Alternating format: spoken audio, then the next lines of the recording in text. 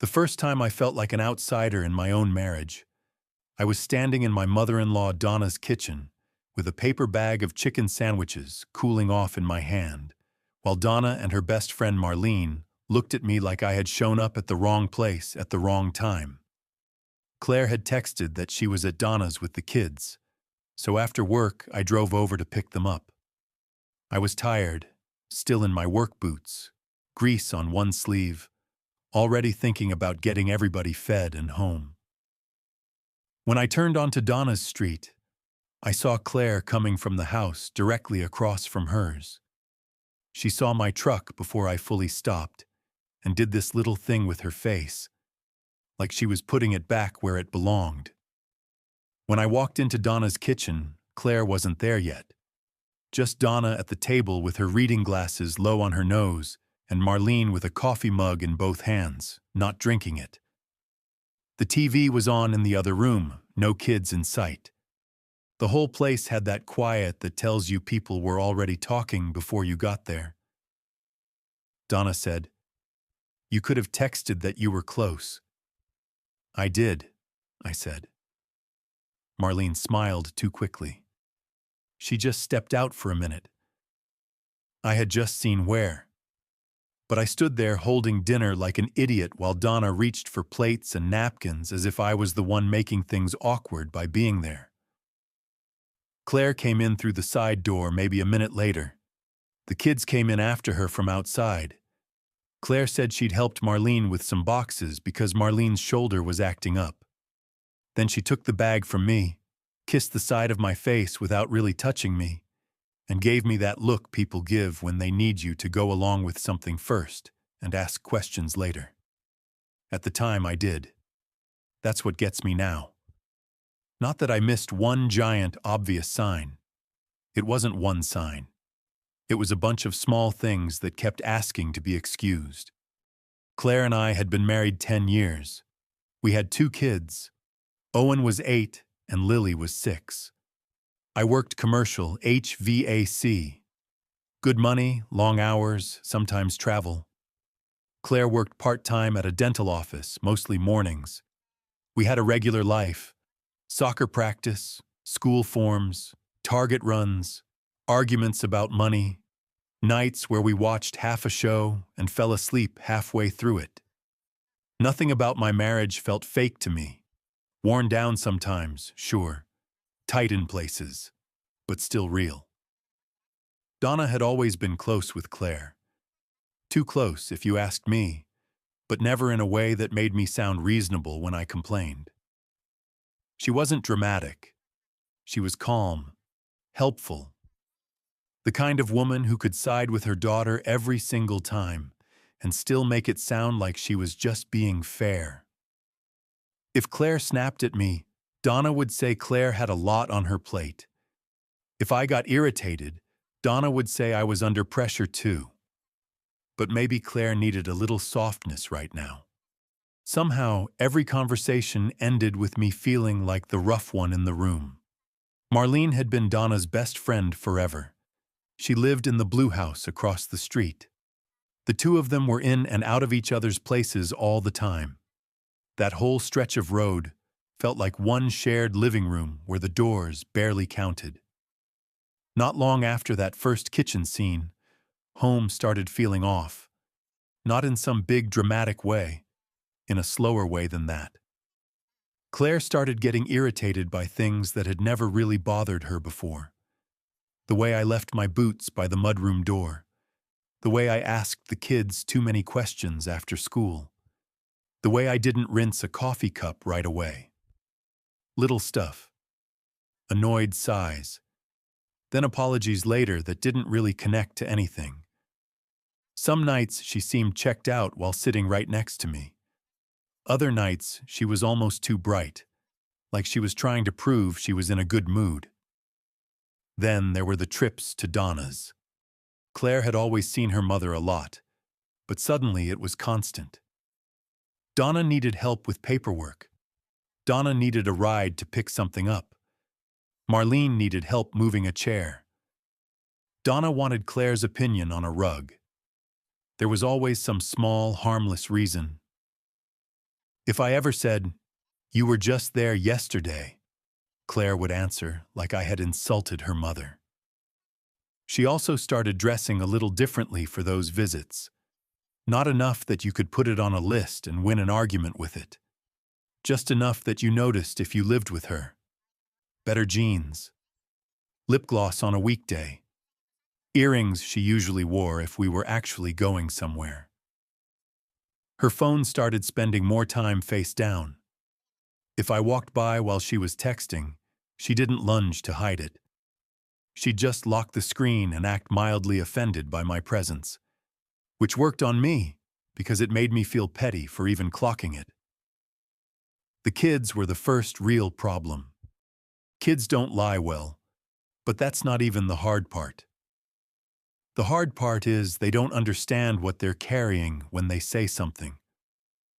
One Saturday after baseball, I asked Owen if he wanted burgers or pizza, and he said, "Can we get fries like at the Blue House?" I asked. "What Blue House?" He looked at me like I was being slow. "Grandma Street." Claire was unloading groceries and said, way too fast, "He means Marlene's place. They had lunch there one day." A couple nights later, Lily asked if I knew how to make noodles, the way Mom's friend does. I said, "Whose friend?" Claire didn't even turn around from the stove. "Can you not start?" That became a phrase in our house. Can you not start? Not what are you talking about? Not no, that's weird. Just this tired accusation, like whatever I was about to ask was already unfair. I let more go than I should have because I didn't want to become my father. He had been a jealous man. I grew up around slammed cabinet doors and weird little interrogations over nothing. I swore I would never live like that. So every time my instincts kicked up, I told myself to calm down. Then Claire signed up for evening classes. At least that was what she said. She told me she wanted to get certified in medical billing and coding so she could go back full-time later on. It made sense. It was practical. Adult. She had printed emails, a login page, paperwork. Tuesday and Thursday nights, she said. Maybe a Saturday lab every now and then. I told her it was a good idea. I meant that. I started handling dinner and bedtime on those nights so she could focus. For the first couple of weeks it sounded plausible, except for one thing. Claire never talked about class like a person taking a class. No annoying instructor, no parking complaints, no names from her group, no mention of assignments unless I asked, and then she'd just say, "It's mostly online anyway." When she came home, she was never tired in a normal obligation kind of way. She was either keyed up or far away. One Thursday, Lily needed poster board for school the next morning. Claire had our SUV. Around 7:20, I texted asking if she could stop at Target on her way back. No answer. I called twice. Nothing. Then Donna texted me, "She's driving. Leave her alone." I hadn't texted Donna. I hadn't called Donna. There was no reason Donna should have known I was trying to reach Claire unless Claire was either with her already or had called her first. When Claire called me back later, she sounded annoyed. She said phones had to be silent during class, and I was making a big deal out of poster board. I asked why Donna had texted me before she did. Claire said she'd called her mom during a break about a field trip form for Owen, and Donna must have decided to jump in. The answer came out too smooth, like it had already been used once before it got to me. That night I lay next to my wife listening to her breathe and realized I didn't believe the explanations as much as I believed the work going into them. After that, the house started giving me things without meaning to. One Tuesday, I was folding laundry and found a movie receipt in Claire's jeans pocket. Not recent enough to prove anything all by itself, just recent enough that I knew it wasn't ours. We hadn't been to a movie in months. When I asked, She said Donna had emptied pockets into the wrong basket after keeping the kids overnight once. It made so little sense, I almost laughed. Another evening, I came home and the side gate shut clean for the first time in months. The latch had been sticking, and I kept meaning to fix it. Claire said, "Oh, that got taken care of." I asked who fixed it. She said, "A friend of Mom's was already over there helping with something." A friend of Mom's. Do we really need to do this? I didn't answer, but the phrase stayed with me. Mom's friend. Just a friend. Everything that felt wrong in my life was turning into a person-shaped blur I was apparently not allowed to look at too closely. The kids kept stepping in it. Owen asked one night if he could leave his glove in the garage across from Grandma's, because they might go back on Sunday. Lily from the back seat announced that the man in that house let her have orange soda even though Mom said no soda after dinner. Claire turned around and snapped at her for talking with food in her mouth, which had nothing to do with what Lily had actually said, but ended the conversation anyway. At dinner one Thursday, Owen asked Claire if she was going to the class house or the schoolhouse. Claire put her fork down. "What does that mean?" He shrugged. "Sometimes Grandma Street, sometimes school."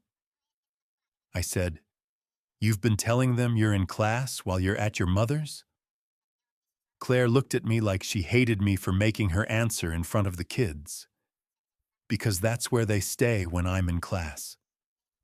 Owen muttered, "Not always." Claire sent him to wash his hands even though he hadn't finished eating. That night, after the kids were down, I asked again, "Why did our son even have two versions in his head? Why did our daughter know the taste of another house's noodles and another adult's rules? Why did Donna always know where Claire was before I did?" Claire crossed her arms and said, for the first time, "He is just a friend." I said, "Who?" "The person you keep trying to turn into a scandal." I didn't say a name. "Because you don't have one," she said.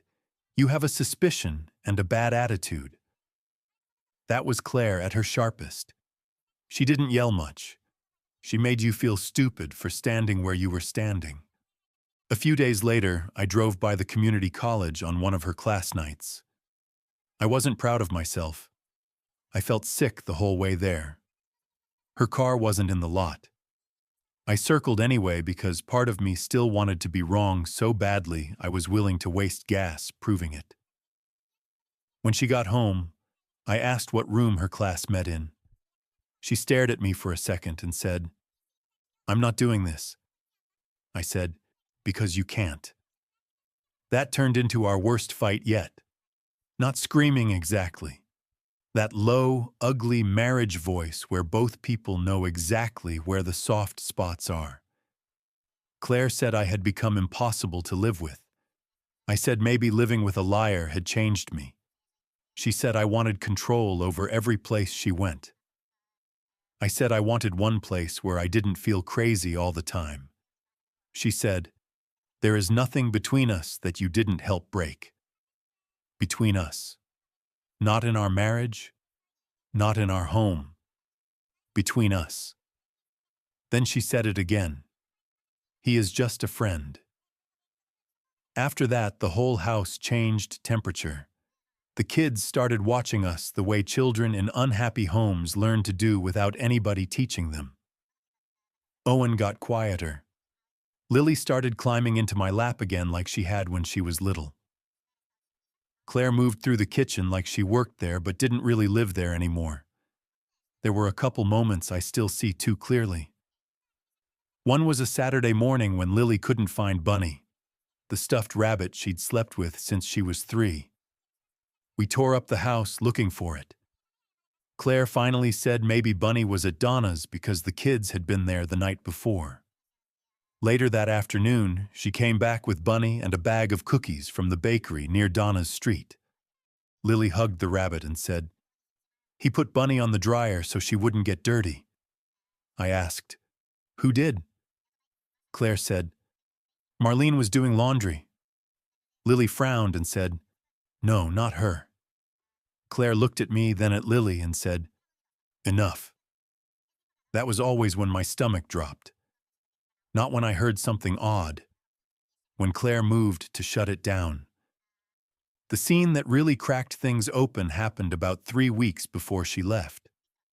I got off work early and drove to Donna's to pick up the kids, because Claire had said she'd be there helping with church donation stuff before class.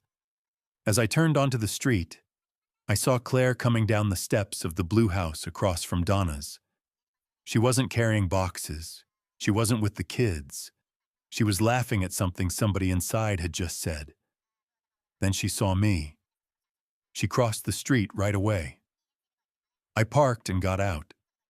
Before I even hit the porch, the door of the blue house opened, and a man I sort of knew from cookouts and neighborhood overlap stepped out holding one of Lily's glitter sandals by the strap. Claire took it from him so fast it almost looked practiced. He gave me this small nod. Not guilty. Not friendly.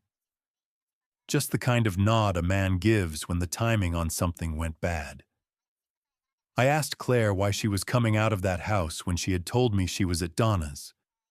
She said the kids had wandered over and she'd gone to get them. I said, "Without your daughter's shoe?" Claire said, "Can you hear yourself?" Inside Donna's, it was the same feeling as that first night. Donna at the table, Marlene nearby. That current of shared information moving under everything. Owen and Lily in the den acting like they were already settled in. A juice box on the coffee table that wasn't one we bought. The remote from the blue house sitting on Donna's armchair for no reason I could understand, except that the lines between the houses had stopped meaning much to anybody but me. On the drive home, Owen asked if they could go back after dinner because he said he'd show me the old baseball cards. Claire said, "Not tonight." I kept my mouth shut because the kids were in the truck, and I knew if I started then, I was going to say something I couldn't take back. That night, I asked her directly if she was sleeping with him. She didn't answer the question. She said, "You are poisoning this house." I said, "Are you?" She said, "He is just a friend." I said, "Then why are my children comfortable enough in his house to leave shoes there?" Claire said I was twisting everything. That adults could know each other. That not everything was about sex. That I was looking for a reason to make her the villain because it was easier than admitting I hadn't been a good husband in a long time. She cried while she said it, which honestly made it worse because by then I couldn't tell what was hurt and what was strategy, and maybe that makes me sound cold. But that's where I was. Our biggest fight came 2 nights later. It started over nothing. Owen's missing lunchbox. Claire snapping that I always asked where things were like she was the house manager. Me saying I asked because half the week I had no idea who had taken my kids where. She told me I was obsessed. I told her obsession and pattern recognition were not the same thing. She said I embarrassed her. I said she had already handled that part herself. That was the one the kids heard. Owen came into the hallway. Lily was behind him in pajamas holding Bunny. Claire saw them and did that quick shift into soft mom mode. "It's okay," she said. "Mom's just going to Grandma's for a little while." Not to Grandma's. Going. She packed 2 duffel bags, school clothes, Lily's medicine, chargers, coloring books, the good shampoo, half the lunch containers, and left. Not like somebody cooling off, like somebody who already knew what mattered. I was still standing in the kitchen when I heard Lily ask from the driveway, "Can we sleep there now?" Claire answered too low for me to hear. The first day I stayed angry. By the second day, anger had turned into doubt, which is a miserable feeling because it makes you help your own humiliation along. I replayed the fight, I wondered if I had pushed too hard. Claire answered texts about the kids, nothing else. If I asked where they were sleeping, she said with Mom. If I asked if we could talk, she said there was nothing to talk about until I calmed down.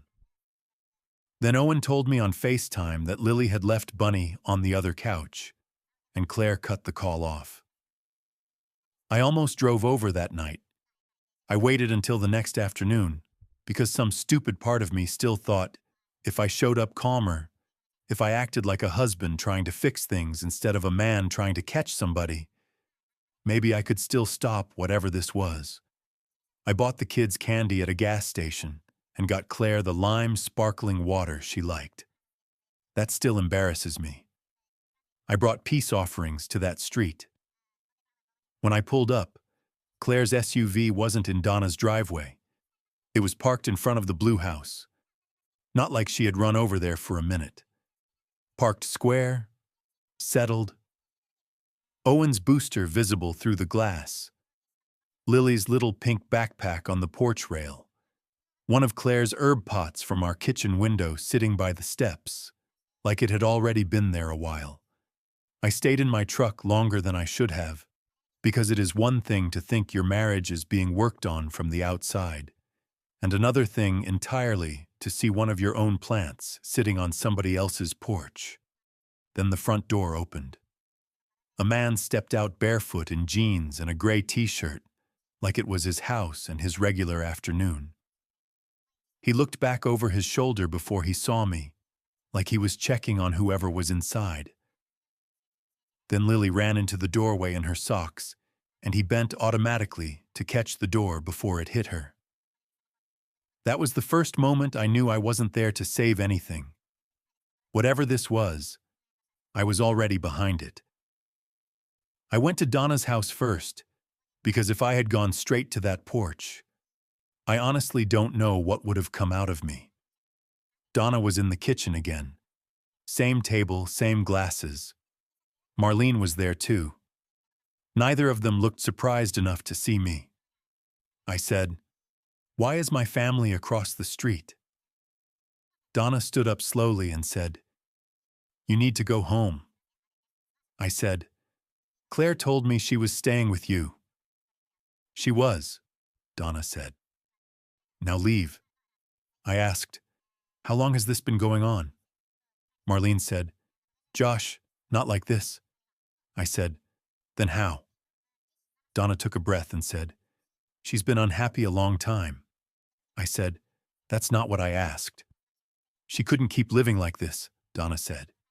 "You know that." "No," I said. "What I know is my kids are across the street and everybody here seems real comfortable with that." Then I asked Donna the one thing I still needed her to lie about. "Tell me you didn't know." She didn't. She just looked at me and said, "I knew enough." That hit me harder than if she had started yelling. Donna had already made peace with it. That was the part that got me. Not just that Claire was with somebody else.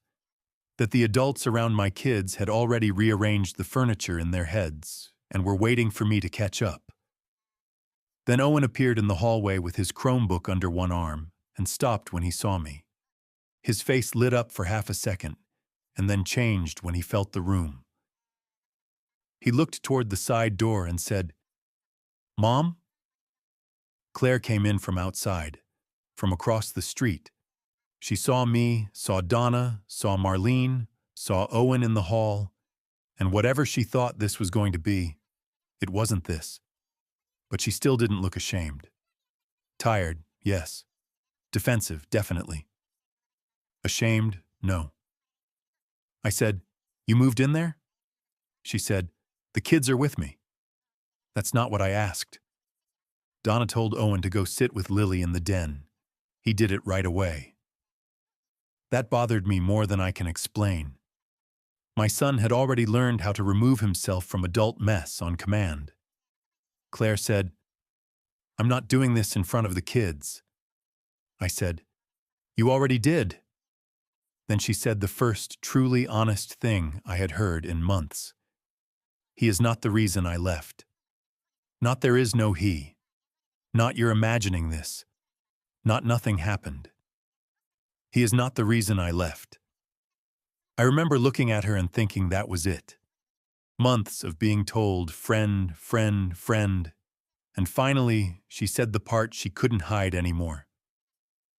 I asked how long. She wouldn't answer. Marlene looked at the floor. Donna looked at me like I was refusing something obvious. I left because I didn't trust myself to stay in that kitchen another minute. Once you know, the proof keeps coming even when you don't want it anymore. The kids talked more because nobody had explained the script to them carefully enough. Owen asked on my weekend if I could pack extra socks next time because there was a drawer for them over there now. Lily asked if Bunny could stay on their couch because she liked finding him there in the morning. Not Grandma's couch. Their couch. A week later, I picked the kids up from school, and Owen asked, casual as anything, if I was mad about the man across from Grandma because Grandma said he wasn't new, just somebody Mom had known forever. That was when the older story finally came into focus. The man in the blue house wasn't some stranger Claire stumbled into. He was Daniel, Marlene's son. He and Claire had known each other since they were kids. Same school, same summers on that street. Same old women around them making little comments about one day. Then he moved away. Claire married me. We built a home, had children, paid bills, did all the boring real things. And I think, somewhere in Donna's mind, that whole life still counted as the version that happened while the preferred version was out of town. That was the part that finished me off. Not only that my wife had slept with somebody else, not only that Donna knew, it was that the adults around my children had been talking like my marriage was the temporary version, like I was the man who filled the space until the one they wanted came back. The worst moment came in my truck on a Friday pickup. Donna had walked the kids out because Claire was busy. Regular afternoon. Sun in my eyes. Traffic moving at the corner. Owen was buckling himself in while Lily fought the booster clip. Then Owen said, in that flat, careful voice kids use when they know a question is dangerous, "Dad, are we supposed to call him Mom's friend forever?" I turned and said, "Call who that?" He looked sorry right away. Grandma said not to say too much because it'll make you mad. I asked what else Grandma said. He stared at the buckle for a second and said, "She said everybody always knew Mom and Daniel were supposed to be together. She said it makes more sense now." Then he looked up at me and asked, "Were we the first family or the real one?" That one did more damage than seeing Claire come out of his house. More than the shoe. More than Donna saying she knew enough. Because that was the whole thing sitting in one question an 8-year-old never should have had in his head. Not just cheating. Not just lies. Replacement. Adults rewriting the family while the kids were still living inside it. I told him, "You are my real family. Me being your dad is real. Nobody gets to change that." He nodded, but it was the kind of nod kids give when they can tell you need the answer to be enough. For months, Claire told me he was just a friend. Maybe that was the easiest lie because part of it was built out of something old. He wasn't new. He wasn't some dangerous stranger. He was the boy from down the street who turned into the man Donna and Marlene thought Claire should have ended up with all along. I still think about that first night in Donna's kitchen sometimes. Me with the cold sandwiches. Donna already irritated that I had shown up on time. Marlene holding that coffee she wasn't drinking. Claire crossing the street and fixing her face before she came in. By then, they were all ahead of me. The kids already knew that house. Donna already had her version ready. Claire already had the line. and I was still standing there thinking my wife was just running late.